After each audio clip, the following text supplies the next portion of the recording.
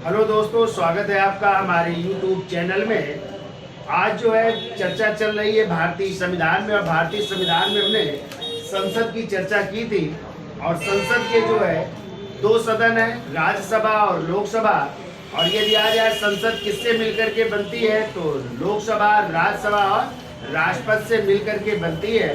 तो संसद के जो है उच्च सदन की चर्चा चल रही थी। तो आप लोग बताइए पहले कि संविधान सभा ने अंतरिम संसद के रूप में कब कार्य किया था। आपने पढ़ा है ना कि संविधान सभा भी अंतरिम संसद के रूप में कार्य करती थी। तो कब कार्य करती थी, कब से कब तक उसका कार्य रहा, नहीं पता है? तो देखिए, कभी आ जाए कि संविधान सभा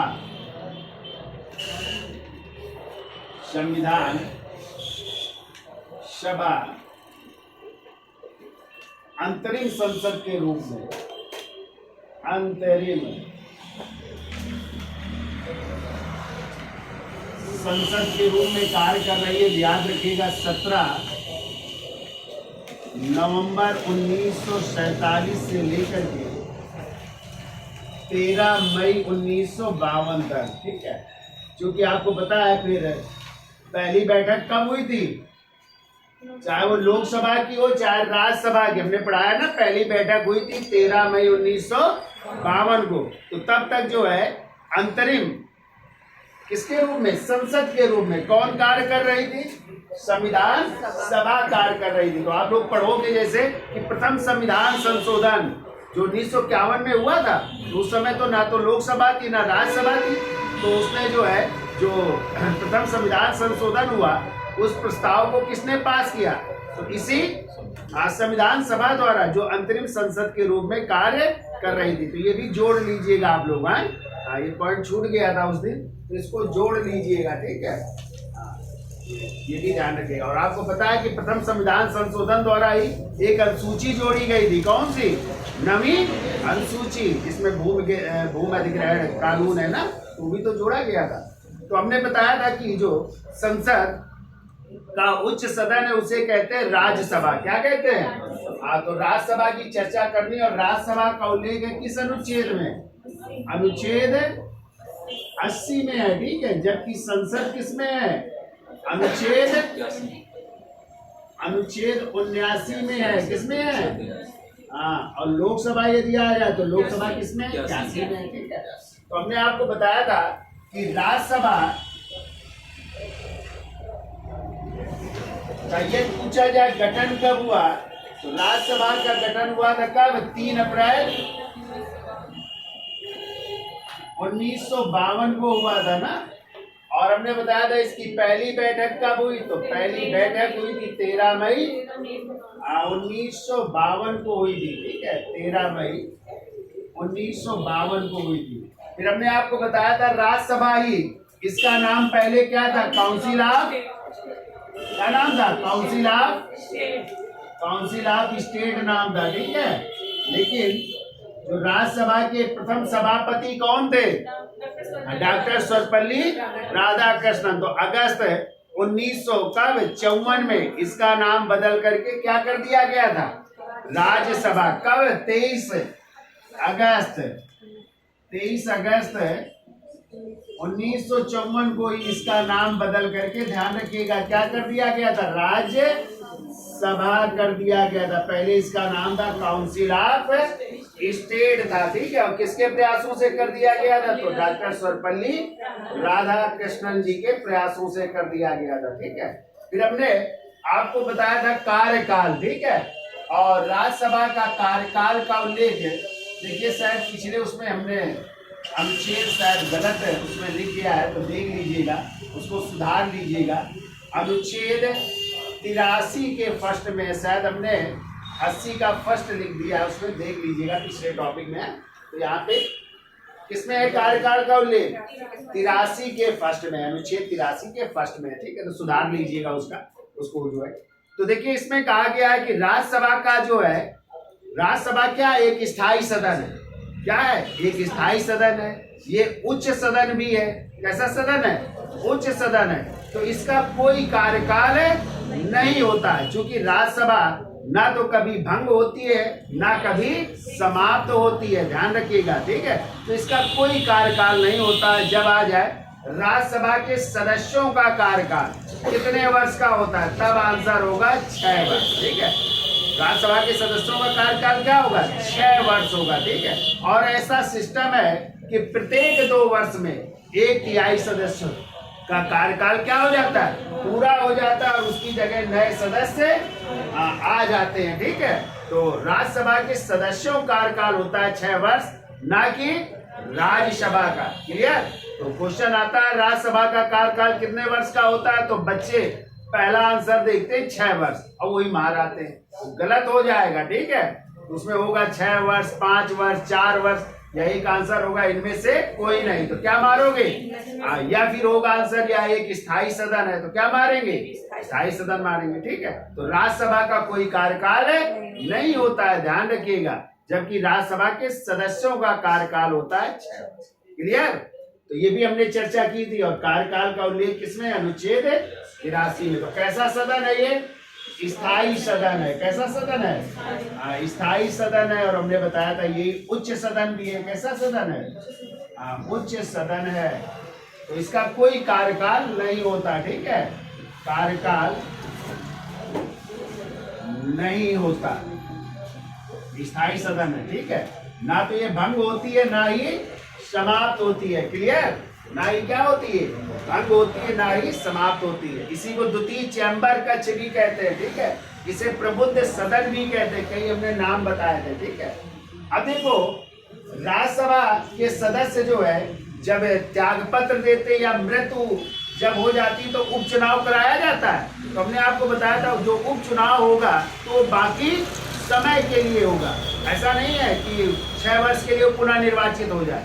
कितने वर्ष के लिए बनेगा, शेष जो बचे हुए समय है उसके लिए जो है वो सदस्य बनेगा, ठीक है। फिर हमने बताया था अनुच्छेद 80 का फर्स्ट की भी हमने चर्चा की थी। अनुच्छेद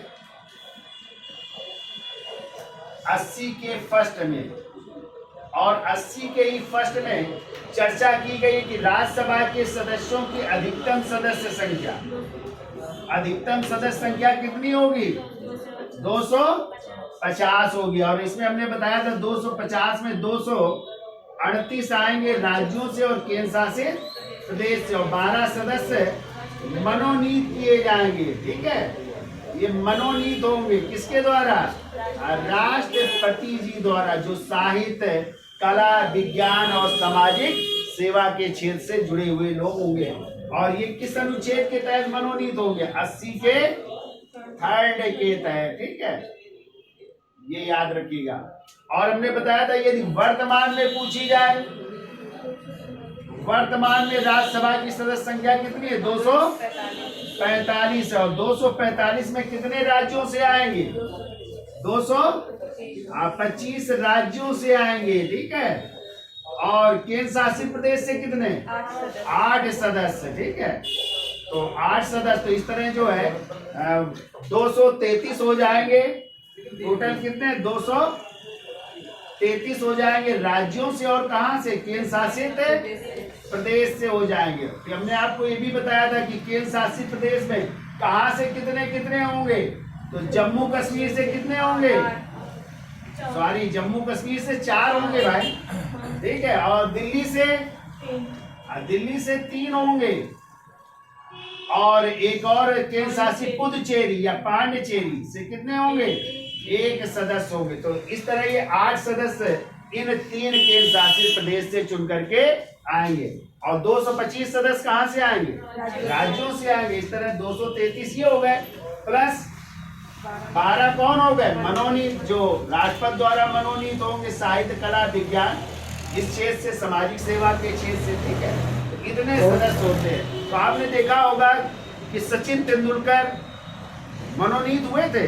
जैसे अभी जो मुक्केबाज हैं जिनका नाम है MC मैरी कॉम, तो कुछ लोग कहते हैं क्या ये खेल कूद से भी लिए जाते हैं, तो खेल कूद से नहीं लिए जाते मनोनीत, वो कला जो है ना क्षेत्र, उसी कला के क्षेत्र में खेल कूद भी आ जाता है, स्पोर्ट भी आ जाता है, ठीक है।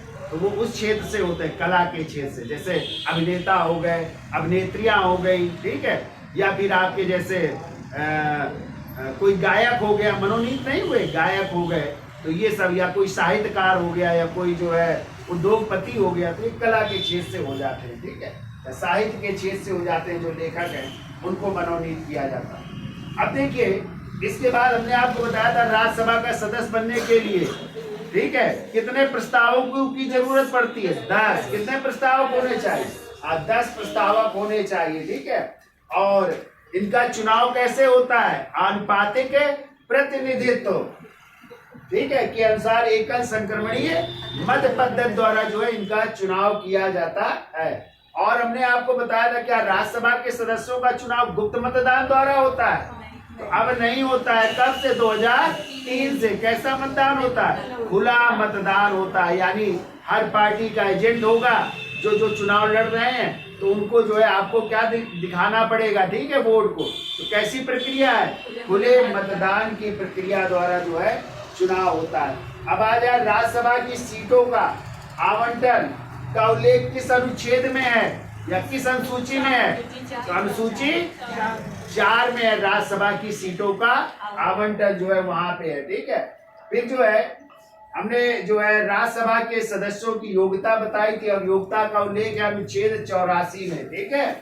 तो देखिए अनुच्छेद 84 में योग्यताएं हैं या अर्हताएं हैं राज्यसभा का सदस्य बनने के लिए। तो एकमात्र आपको याद रखना है कि राज्यसभा का सदस्य बनने के लिए कितने वर्ष आयु होनी चाहिए?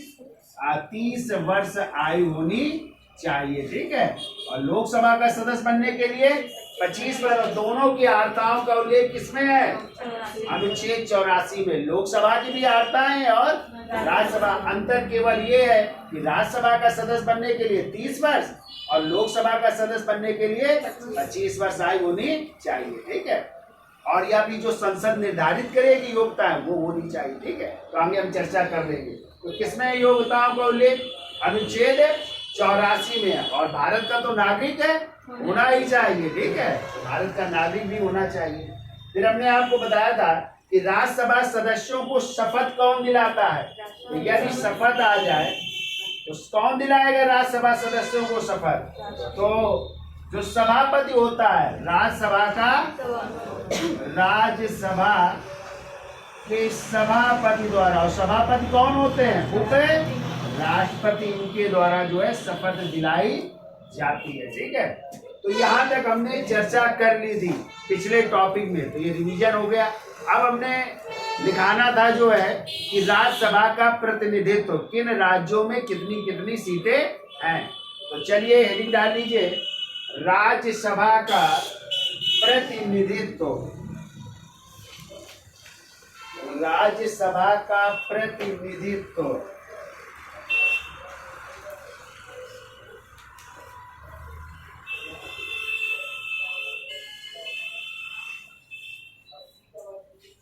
तो देखिए राज्यसभा का प्रतिनिधित्व लिखिए उत्तर प्रदेश में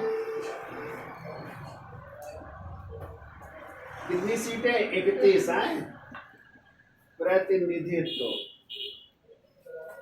देखिए पहला उत्तर प्रदेश, और उत्तर प्रदेश में है 31, ठीक है।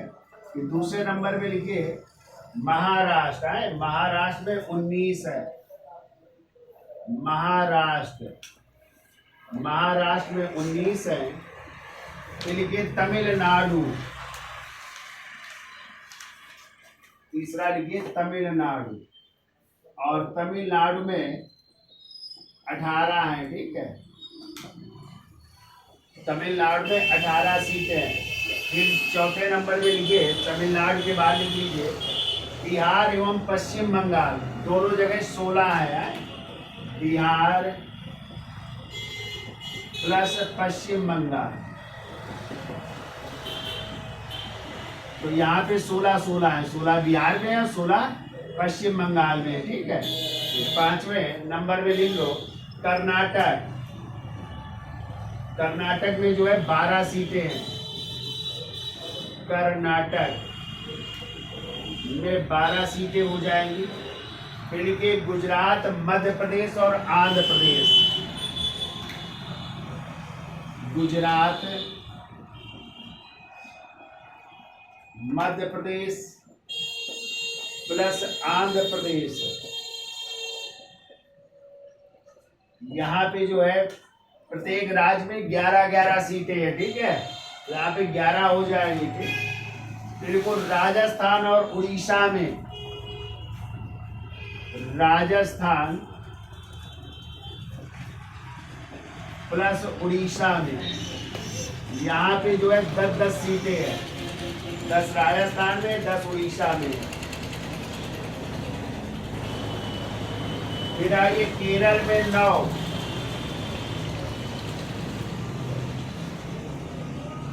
केरल में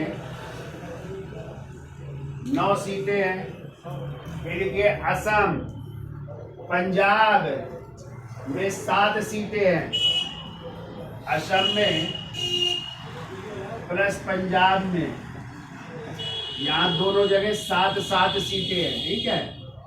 फिर आइए चर्चा कर लेते हैं तेलंगाना की। तेलंगाना, और तेलंगाना में 7 सीटें हैं।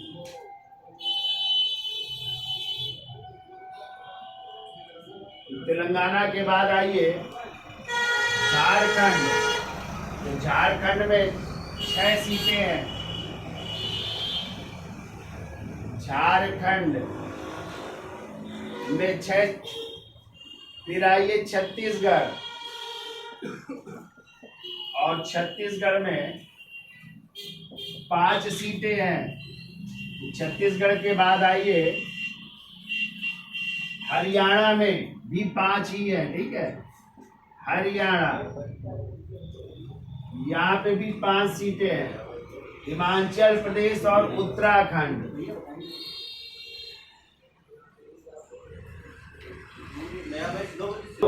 चलो आगे।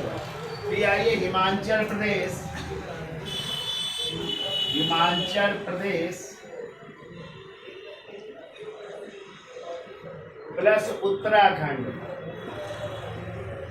उत्तराखंड यहाँ पे जो है 3-3 सीटें हैं, ठीक है। 3 जो है उत्तराखंड में और 3 हिमाचल प्रदेश में, ठीक है। फिर देखो अगला लिखिए निम्न राज्यों में, निम्न राज्यों में राज्यसभा के सदस्यों की,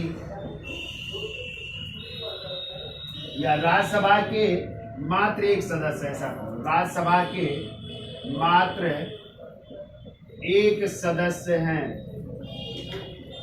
इन राज्यों में एक ही सदस्य है, ठीक है।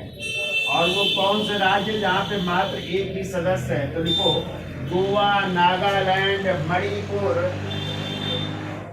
गोवा, नागालैंड, कामा मणिपुर, मणिपुर, फिर त्रिपुरा, मेघालय, मिजोरम, त्रिपुरा, मेघालय, मिजोरम,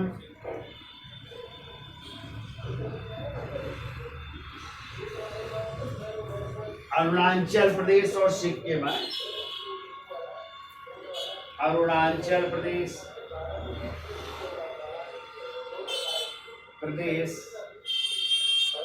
और सिक्किम।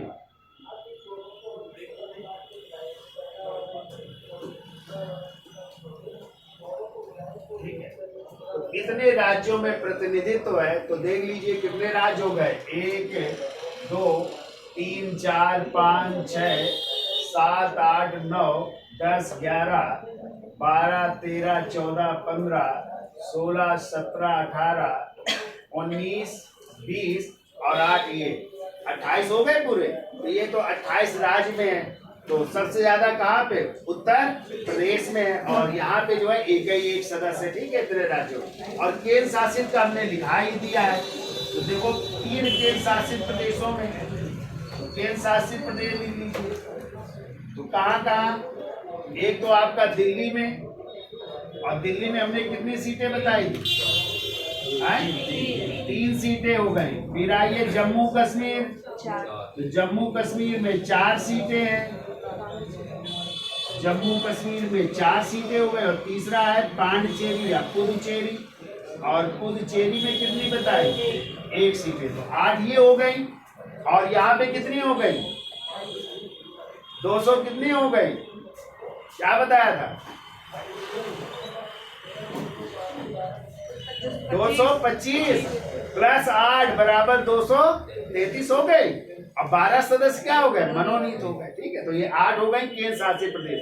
तो वैसे तो 8 केंद्र शासित प्रदेश है, लेकिन 3 ही केंद्र शासित प्रदेशों में प्रतिनिधित्व प्राप्त है। और ये क्वेश्चन आते हैं, अब ध्यान रखिएगा कि किस राज्य से आ जाए, कितनी जो है सीटें हैं राज्यसभा की, तो आपको याद रखना है। यूपी का तो याद है रखिए, बाकी अन्य राज्यों का भी आपको याद रखना है। कभी कभी आ जा सकता है कि किन राज्यों में बराबर बराबर राज्यसभा की सीटें हैं, या कहाँ पर जो है 11-11 सीटें किन राज्यों पर। ठीक है, 11-11 किन राज्यों में है? देखो, गुजरात में, मध्य प्रदेश में, और आ सकता है 16-16 किन राज्यों में, 2-2 ग्रुप में दिए होंगे, तो बिहार और पश्चिम बंगाल। जैसे 3-3 कहाँ पे है? हिमाचल प्रदेश और उत्तराखंड। तो ऐसे राज्य हैं जहाँ पर बराबर, जैसे राजस्थान और उड़ीसा में कितनी है? 10-10। तो ये 3-4 याद रखिएगा, तो जोड़े में पूछ लिया जा सकता है कि बराबर बराबर कहाँ पे सीटें हैं। ठीक है, तो ऐसा दिया होगा। तो ये तो हो गए राज्यसभा का प्रतिनिधित्व है। अब देखो, राज्यसभा को 2 विशेषाधिकार प्राप्त है, तो इसका स्क्रीनशॉट ले लीजिए, आगे चलते हैं। तो देखिए अगला पॉइंट, देखो राज्यसभा को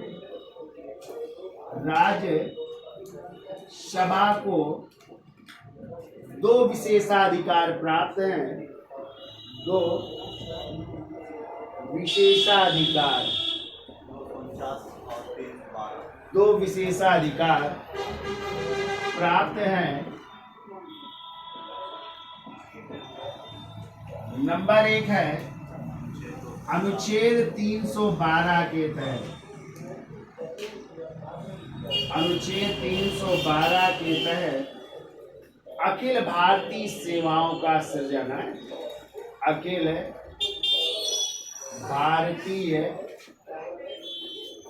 सेवाओं का सृजन, सेवाओं का सृजन करने का अधिकार किसके पास है? राज्यसभा के पास। ये बहुत पूछा जाता है, ठीक है, कि राज्यसभा को किस अनुच्छेद के तहत अखिल भारतीय सेवाओं को सृजन करने का अधिकार है? तो 300। और कितनी इस समय अखिल भारतीय सेवाएं? 3, IAS, IPS और IFS। ठीक है, तो 3 अखिल भारतीय सेवाएं याद रखिएगा।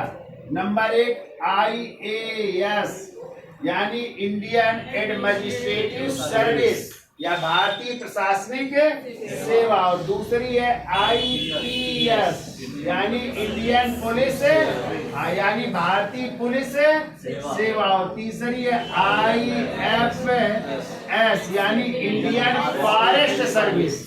फॉरेन नहीं है, फॉरेस्ट सर्विस यानी भारतीय वन सेवा। तो ये 3 अखिल भारतीय सेवाएं, और अखिल भारतीय सेवाएं वो होती हैं जिनमें कैडर अलॉट होते हैं, और इस कैडर के तहत आप केंद्र में भी नौकरी कर सकते हो और राज्यों में भी जा सकते हो। चूंकि राज्य के कैडर होते हैं, ठीक है, उन कैडर में राज्यों में भी नौकरी कर सकते हो, दोनों जगह जा सकते हो। ठीक है, और एक होती केंद्रीय सेवाएं, तो उसमें सिर्फ केंद्र के अधीन नौकरी करोगे, और एक होती राज्य की सेवाएं, जैसे आपने UPPSC का नाम सुना, उत्तर प्रदेश लोक सेवा, तो वहां पे राज्य में यदि UPPSC से होगे तो राज्य में नौकरी करोगे। और ये होती जो अखिल भारतीय सेवाएं, केंद्र में भी कर सकते हो और राज्यों में, तो राज्यों में कैडर अलॉट होते हैं। ठीक है, तो वर्तमान में इस समय शायद 24 कैडर है, 21 वैसे और 23 संयुक्त कैडर है। ठीक है, 24 कैडर बनाए गए।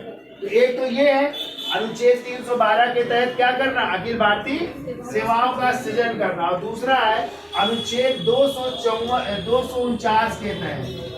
देखिए दूसरा अनुच्छेद 249 के तहत, ठीक है, तो अनुच्छेद 249 के तहत राज्य सूची के किसी विषय में, राज्यसभा राज्य सूची के किसी विषय पर, राज्य सूची के किसी विषय पर राष्ट्रीय महत्व, किसी विषय को राष्ट्रीय महत्व का घोषित कर सकती है। किसी विषय को, ऐसा कर लो, किसी विषय को राष्ट्रीय महत्व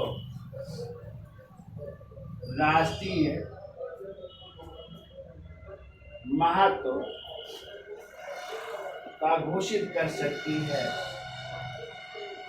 घोषित कर सकती है। तो ये भी जो है राज्यसभा के पास अधिकार है। और इस स्थिति में लिख लो, और इस स्थिति में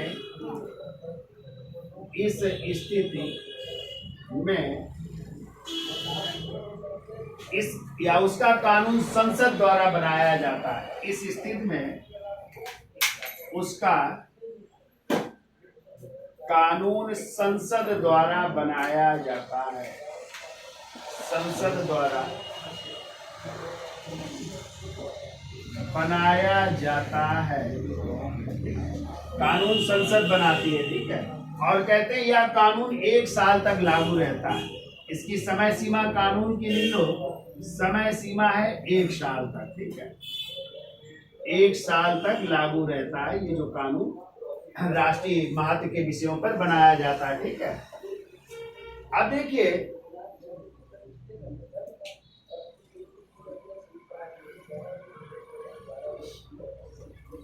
कुछ राज्यसभा के मनोनीत सदस्य हैं, तो लिख लीजिए राज्यसभा के मनोनीत सदस्य, राज्यसभा के मनोनीत सदस्य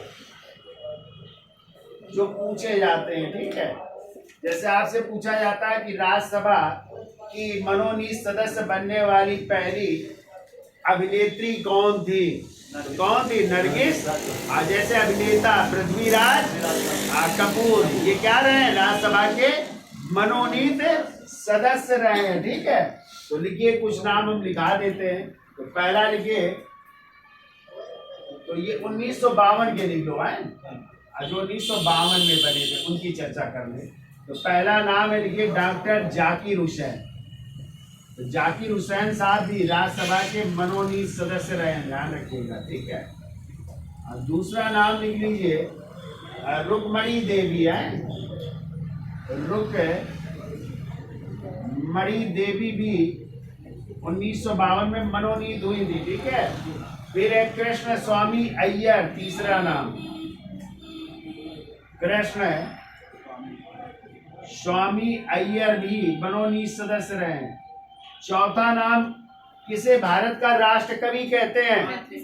मैथिली शरण गुप्त भी देखिए क्वेश्चन आ सकता है, इसलिए याद रखिएगा, तो पता न चले आप लोग की मैथिली शरण गुप्त भी राज्यसभा के मनोनीत सदस्य रहे। तो 52 में बने थे। तो देखिए मैथिली शरण गुप्त, मैथिली शरण गुप्त भी जो है राज्यसभा के मनोनीत सदस्य रहे।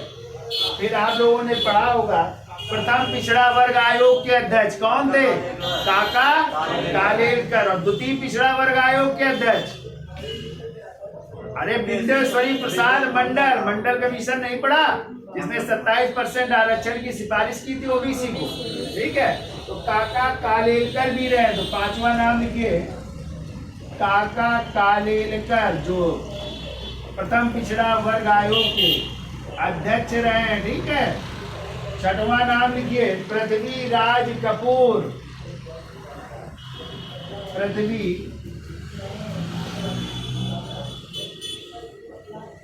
राज कपूर भी रहे, ठीक है। फिर सातवां नाम लिखिए, जो अभी हमने बताया था अभिनेत्री नरगिस दत्त, नाम सुना है इनका? हाँ, तो फिल्म अभिनेता सुनील दत्त की पत्नी थी और संजय दत्त की माता जी है, ठीक है। तो वो है नरगिस दत्त, ठीक है। इसके अलावा सत्येंद्र नाथ बोस भी रहे। सत्येंद्र नाथ बोस और एक और नाम लिख लो, दिवाकर जी रहे हैं, आर दिवाकर, ठीक है, आर दिवाकर।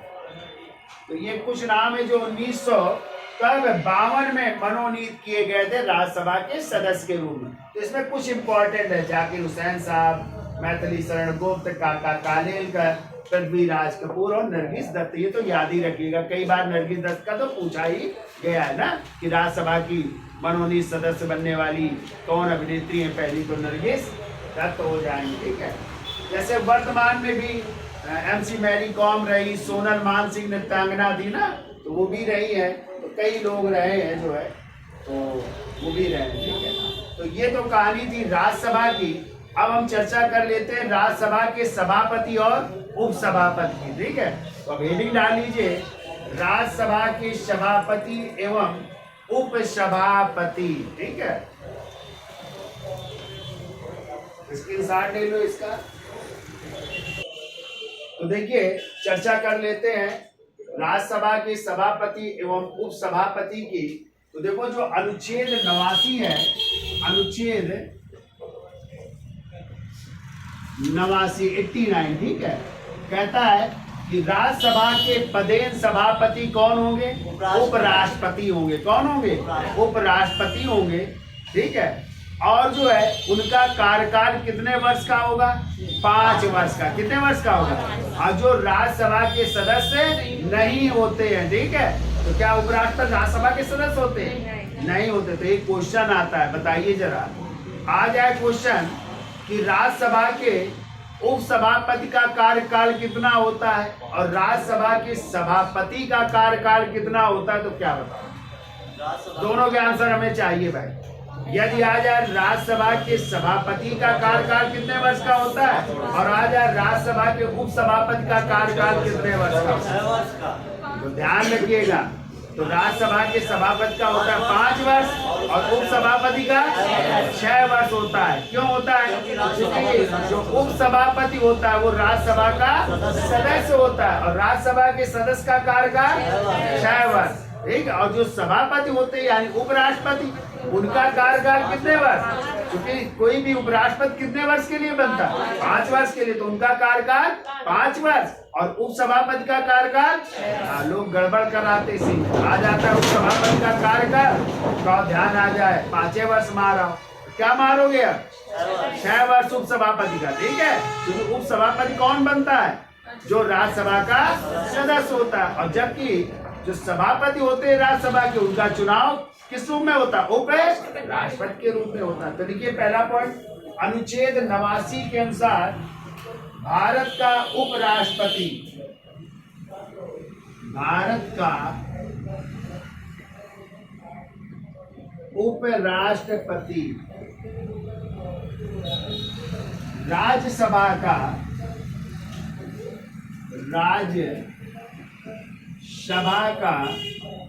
पदेन सभापति होता है।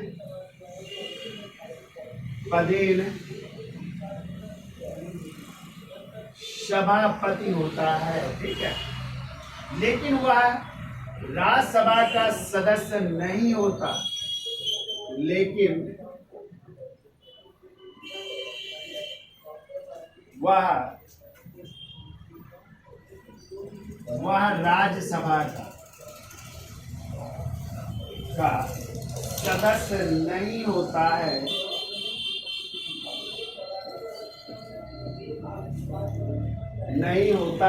और उसका कार्यकाल कितने वर्ष का होता है? 5 वर्ष का होता है, ठीक है। कार्यकाल कितने वर्ष का? 5 वर्ष का। एक क्वेश्चन ये भी आता है कि कौन ऐसा व्यक्ति है जो उस सदन का सदस्य ना हो करके भी उसकी अध्यक्षता करता है? क्या हो जाएंगे? उप राष्ट्रपति या राज्यसभा के सभापति। तो राज्यसभा के सभापति जो है राज्यसभा के सदस्य नहीं होते, फिर भी क्या करते हैं? उसकी अध्यक्षता करते हैं। ये भी क्वेश्चन पूछा गया है, ठीक है। तो कितने वर्ष का होता है कार्यकाल? ठीक है। फिर वो राज्यसभा अपने सदस्यों में से ही, अगला पॉइंट, राज्यसभा अपने सदस्यों में से ही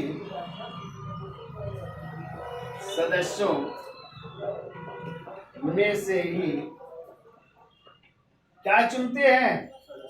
उपसभापति। ठीक है, किसी एक को देखो, किसी एक को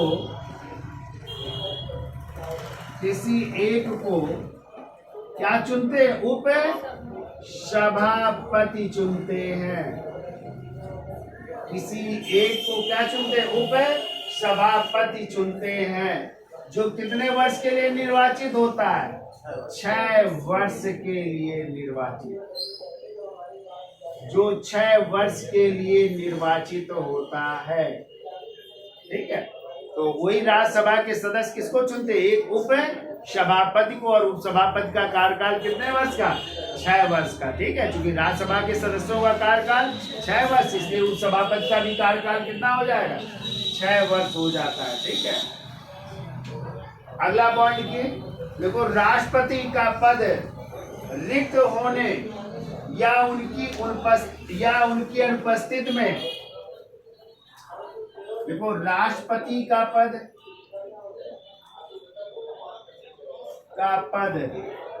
रिक्त होने में या उनकी अनुपस्थिति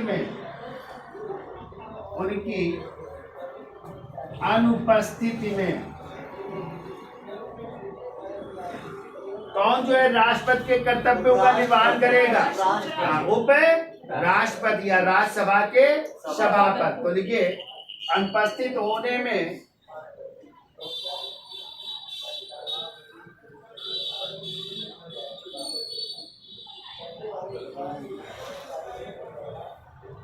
क्या लिखा है? राष्ट्रपति का पद रिक्त होने या उनकी अनुपस्थिति में उपराष्ट्रपति आए।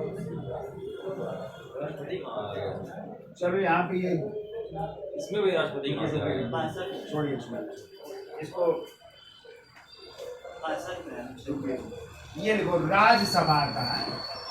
देखो, राज्य ऐसे लिखे, राज्यसभा के सभापति की अनुपस्थिति में, सभापति की अनुपस्थिति में, ठीक है, उपसभापति, ऐसे लिखो, उपसभापति है। उपसभापति सभापति के कर्तव्यों का निर्वहन करता है। सभापति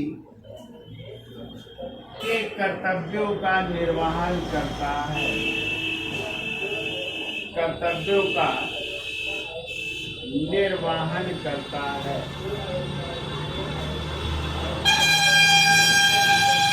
ठीक है, यदि राज्यसभा के सभापति नहीं है, ठीक है, या उनकी अनुपस्थित है, तो कौन करेगा? उप सभापति जो है, सभापति के कर्तव्यों का निर्वहन करता है।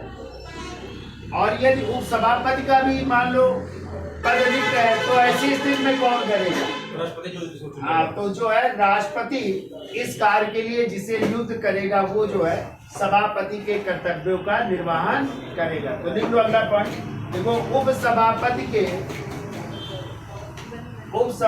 के या उपसभापति का स्थान रिक्त होने पर, ऐसा करो, उपसभापति का स्थान रिक्त होने पर, उपसभापति का स्थान रिक्त होने पर राज्यसभा का ऐसा सदस्य जिसे राष्ट्रपति इस कार्य के लिए नियुक्त करे, जिसे राष्ट्रपति इस कार्य के लिए नियुक्त करे, जिसे राष्ट्रपति इस कार्य के लिए नियुक्त करे, इस पद के कर्तव्यों का पालन करेगा। इस पद के कर्तव्यों का पालन करेगा। तो देखिए उपसभापति को हटाने की क्या प्रक्रिया है। तो उपसभापति को हटाने के लिए जो राज्यसभा के सदस्य होते हैं वो अपने बहुमत द्वारा जो है, ठीक है, प्रस्ताव पारित करके उपसभापति को हटा सकते हैं। ऐसे ही उपराष्ट्रपति को भी हटाने के लिए हमने पीछे पढ़ाया, जब उपराष्ट्रपति पढ़ाया था तो उसमें भी राज्यसभा के सदस्यों द्वारा जो है बहुमत पारित करके जो है उन्हें हटाया जा सकता है। लेकिन वहां पे हमने पढ़ाया था लोकसभा उसे क्या करे, लोकसभा उसे सहमति प्रदान करे, क्या करे, हाँ, लोकसभा उसे सहमति प्रदान करे तो जो है किसको हटाया जा सकता है, उपराष्ट्रपति को हटाया जा सकता है, जो राज्यसभा के क्या होते हैं, सभापति होते हैं। ठीक है, तो लिखिए जरा हटाने की प्रक्रिया लिख लो। देखो उपसभापति को राज्यसभा के तत्कालीन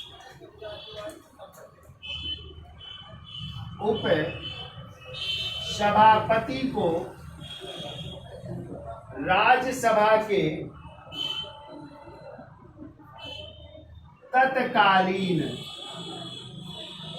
का मतलब जो उस समय है, ठीक है, तत्कालीन समस्त सदस्यों के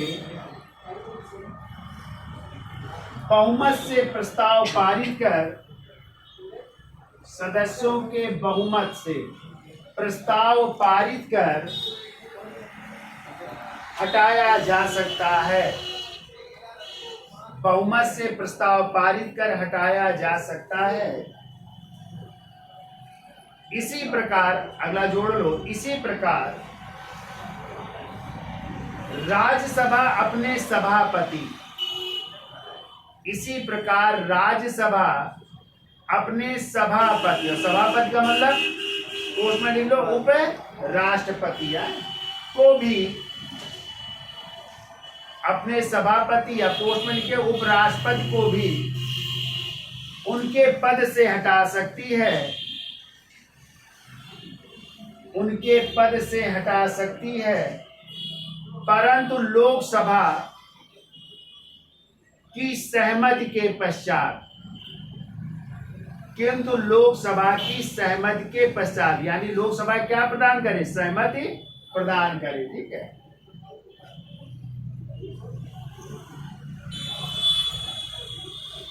फिर देखिए अनुच्छेद 92 क्या कहता है, अनुच्छेद 92 लिखिए, अनुच्छेद 92 कहता है यदि सभापति और उपसभापति को हटाने की यदि प्रक्रिया चल रही है, ठीक है, तो उसकी अध्यक्षता वो लोग नहीं करेंगे। ठीक है, यानी राज्यसभा के सभापति का कार्य नहीं करेंगे, चाहे वो सभापति के खिलाफ हो चाहे उपसभापति के खिलाफ ये प्रक्रिया चल रही है तो अध्यक्षता नहीं करेंगे। ठीक है, तो लिखिए अगला पॉइंट, अनुच्छेद 92 के अनुसार जब सभापति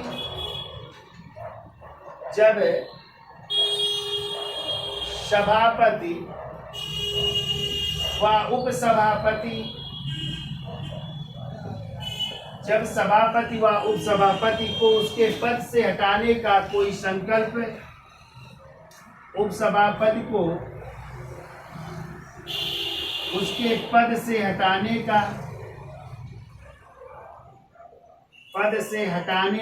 कोई संकल्प,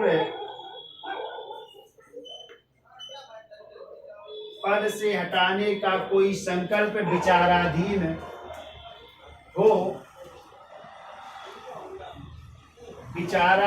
हो,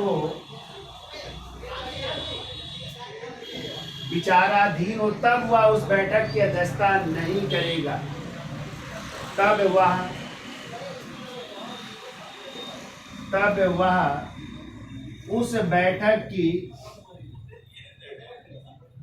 वह उस बैठक की अध्यक्षता नहीं करेगा,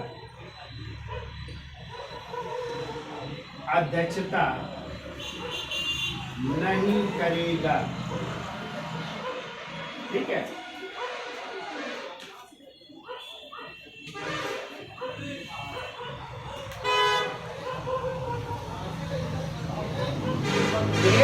अब देखिए जो सभापति होते हैं या उपराष्ट्रपति,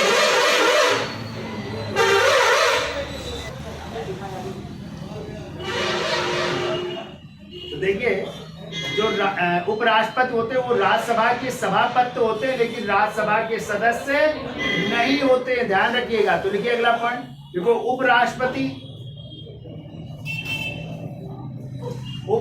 सभापति तो होते हैं या राज्यसभा के सभापति तो होते हैं,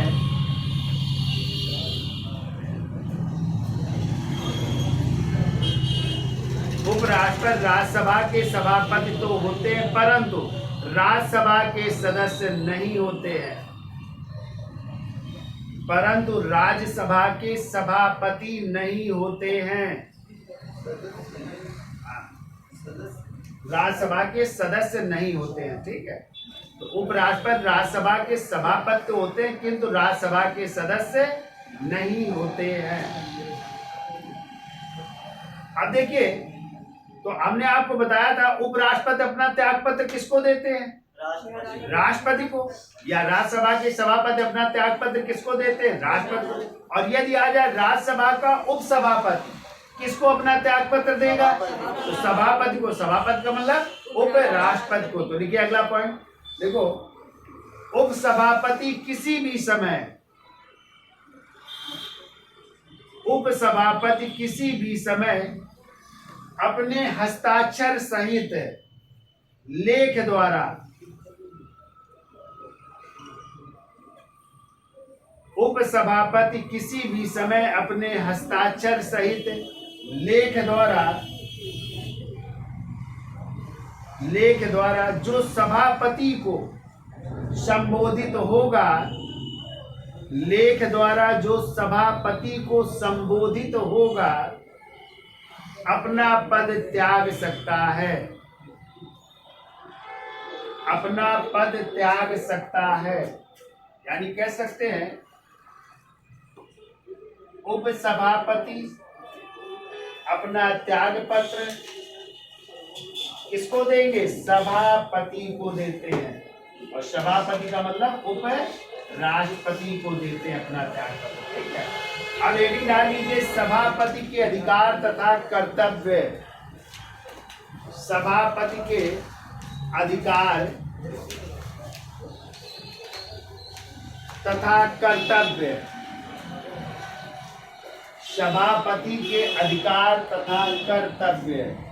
तो देखिए, जो लोकसभा अध्यक्ष के अधिकार व कर्तव्य हैं वही जो है राज्यसभा के सभापति के भी अधिकार व कर्तव्य है। सिर्फ अंतर ये है, ध्यान रखिएगा, कि राज्यसभा के जो सभापति होते हैं, एक तो वो संसद के संयुक्त अधिवेशन की अध्यक्षता नहीं करते हैं, जबकि लोकसभा का अध्यक्ष अनुच्छेद किसमें है? संयुक्त अधिवेशन का उल्लेख अनुच्छेद 108 में। तो संसद के संयुक्त अधिवेशन की अध्यक्षता कौन करता है? लोकसभा अध्यक्ष। राज्यसभा का अध्यक्ष नहीं करेगा।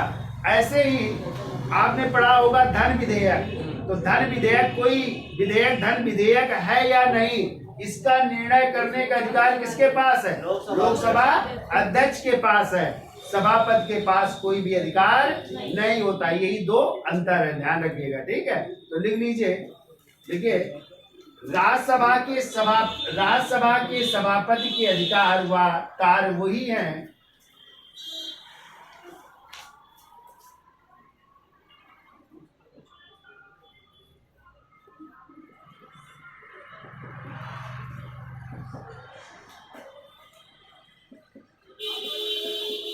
क्या लिखा? राज्यसभा के सभापति के अधिकार व कार्य वही हैं जो लोकसभा के अध्यक्ष के हैं, जो लोकसभा के अध्यक्ष के हैं। अंतर केवल इतना है कि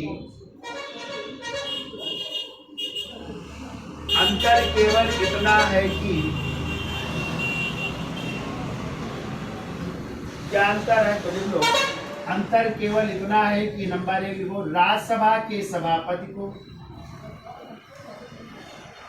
राज्यसभा के सभापति को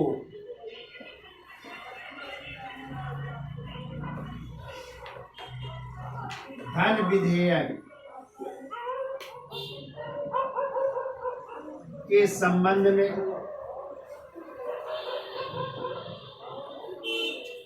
धन विधेयक के संबंध में निर्णय का अधिकार नहीं है।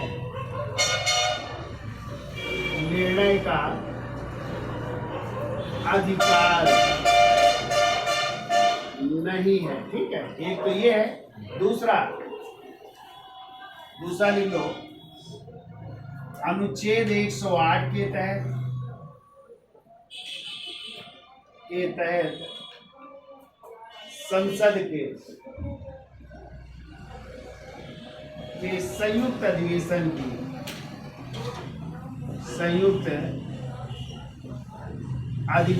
की अध्यक्षता नहीं करता है। अध्यक्षता नहीं करता है।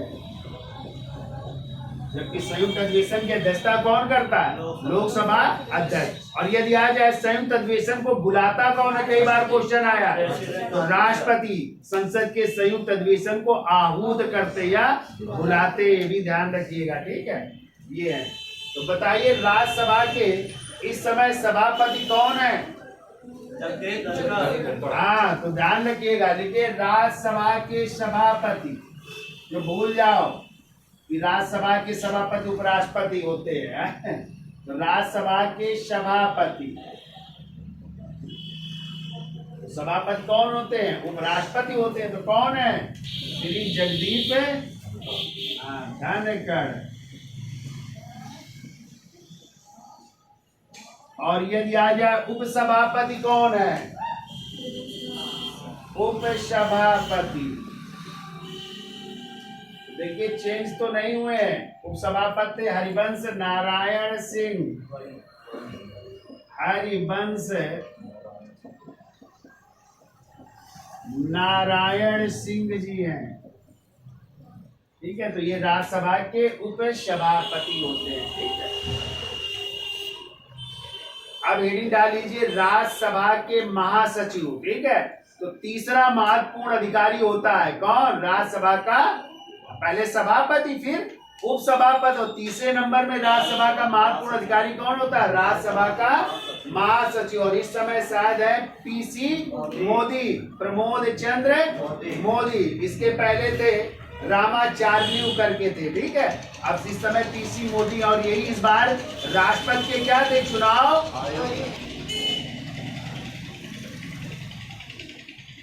डाल लीजिए, राज्यसभा के महासचिव। ठीक है, राज्यसभा के महासचिव लिखे, यह राज्यसभा का तीसरा महत्वपूर्ण अधिकारी है।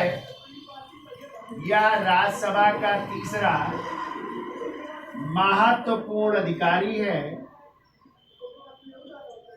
तीसरा महत्वपूर्ण अधिकारी है।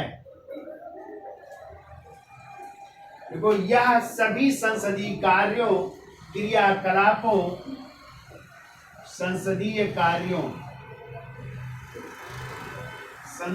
कामा क्रियाकलापों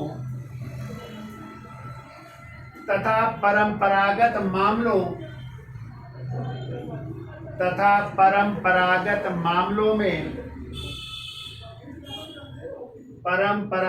मामलों में सभापति, सदन और सदस्यों को सलाह देते हैं। सदन और सदस्यों को सलाह देते हैं।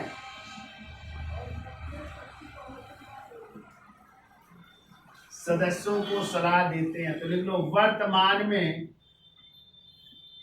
राज्यसभा के महासचिव। तो राज्यसभा के महासचिव इस समय लिखिए प्रमोद चंद्र मोदी हैं। प्रमोद चंद्र मोदी जी बनाए गए हैं। 12 नवंबर 2021 से है ये। 12 नवंबर 2021 से। ठीक है, तो ये जो है इस समय इस पद पर है, तो ये भी याद रखिएगा। ठीक है, अब देखिए, इसके बाद चर्चा कर लेते हैं। राज्यसभा में विपक्ष के नेता होते हैं ना, क्यों भाई? हाँ, तो राज्यसभा में विपक्ष के नेता भी आपने देखा था कि इसके पहले गुलाम नबी कौन थे? आजाद थे। और इस समय कौन है? इस समय है मल्लिकार्जुन खड़गे है ना राज्यसभा में विपक्ष के नेता, जबकि लोकसभा में विपक्ष के नेता अधीर रंजन चौधरी है। ठीक है, तो ये याद रखिएगा। तो लिख लो, राज्यसभा में वर्ष 1969, राज्यसभा में वर्ष 1969 तक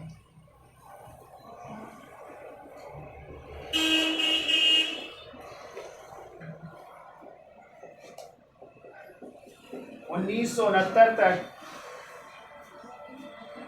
विपक्ष का कोई नेता नहीं होता था, विपक्ष का कोई नेता नहीं होता था।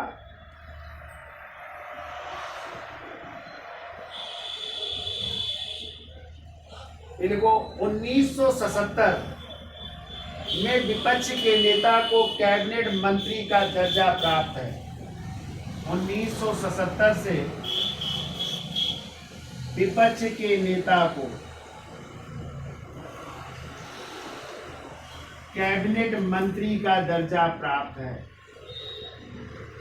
कैबिनेट मंत्री का दर्जा होता है इनके पास। ठीक है, कैबिनेट मंत्री का दर्जा प्राप्त है। तो कहते हैं सबसे पहले जब मोरारजी देसाई प्रधानमंत्री बने थे तो राम सुभग सिंह, ठीक है, राज्यसभा में विपक्ष के नेता थे। ठीक है, और इस समय कौन है वर्तमान में, लिख लीजिए आप लोग, देखो वर्तमान में कौन है, मल्लिकार्जुन खड़गे हैं, मल्लिकार्जुन खड़गे, जो इस समय कांग्रेस के क्या हैं, कांग्रेस के अध्यक्ष भी हैं। ठीक है, तो विपक्ष में राज्यसभा में विपक्ष के नेता, ये याद रखिएगा। ठीक है, और ये बने 16 फरवरी 2021 से, 16 फरवरी 2021 में जो है बने। इसके पहले गुलाम नबी आजाद हुआ करते थे। ठीक है, क्लियर। तो ये तो कहानी थी राज्यसभा की। ठीक है, तो इसको याद कर लीजिएगा। अब अगला टॉपिक है लोक सभा की, हम चर्चा करेंगे दूसरे सदन की, जिसे निम्न सदन, जनता का सदन या लोकप्रिय सदन भी कहा जाता है। ठीक है, तो वीडियो अच्छा लगा हो तो लाइक शेयर और देखते भी रहिए। धन्यवाद।